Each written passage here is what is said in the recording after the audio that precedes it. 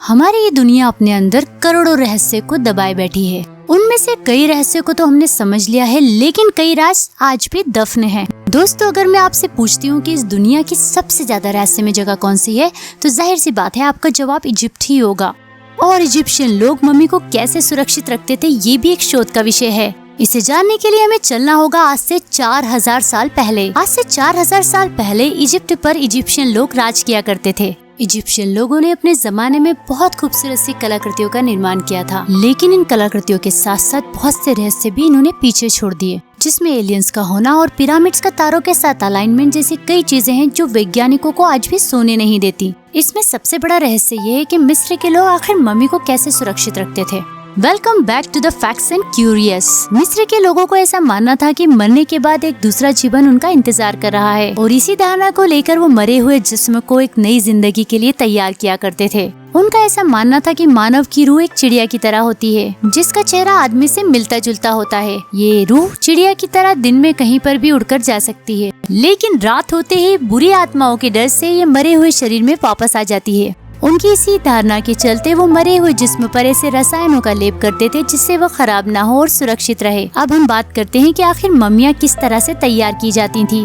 तो चलिए चलते हैं ईसा से 3000 वर्ष पहले। हम आपको बता देते हैं कि मरे हुए जिस्म को सुरक्षित रखने के तरीके समय समय पर बदलते रहे हैं। दोस्तों, एक समय ऐसा था जब कोई व्यक्ति मरता था तो उसके दिमाग, पाचन तंत्र और फेफड़े जैसे भीतरी अंगों को शरीर से अलग निकालकर अलग अलग जारों में रख दिया जाता था, और बाद में उन्हें शरीर में ऐसा कैसा ट्रांसप्लांट कर दिया जाता था। इसके बाद मरे हुए शरीर पर कुछ विशेष लेप लगाए जाते थे और कुछ विशेष लवण शरीर के अंदर रख दिए जाते थे। इसके बाद मरे हुए जिस्म को गर्म बालू पर रखा जाता था ताकि शरीर के अंदर की नमी समाप्त हो जाए।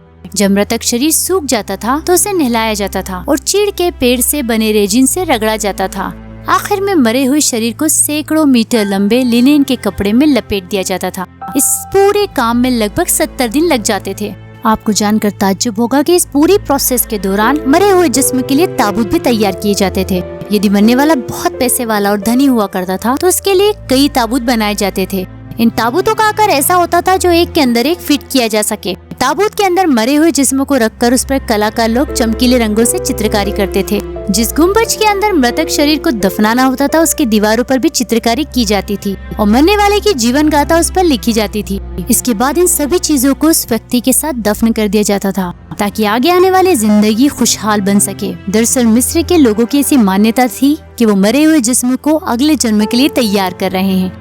मिस्र के लोगों को यकीन था कि बिल्ली जैसे कुछ जानवर भी बहुत पवित्र होते हैं। इन जानवरों के शरीर को भी इस प्रकार जानवरों के दफनाने वाले स्थान पर दफना दिया जाता था। तो दोस्तों, ये थी मम्मियों को दफन करने की पूरी प्रोसेस।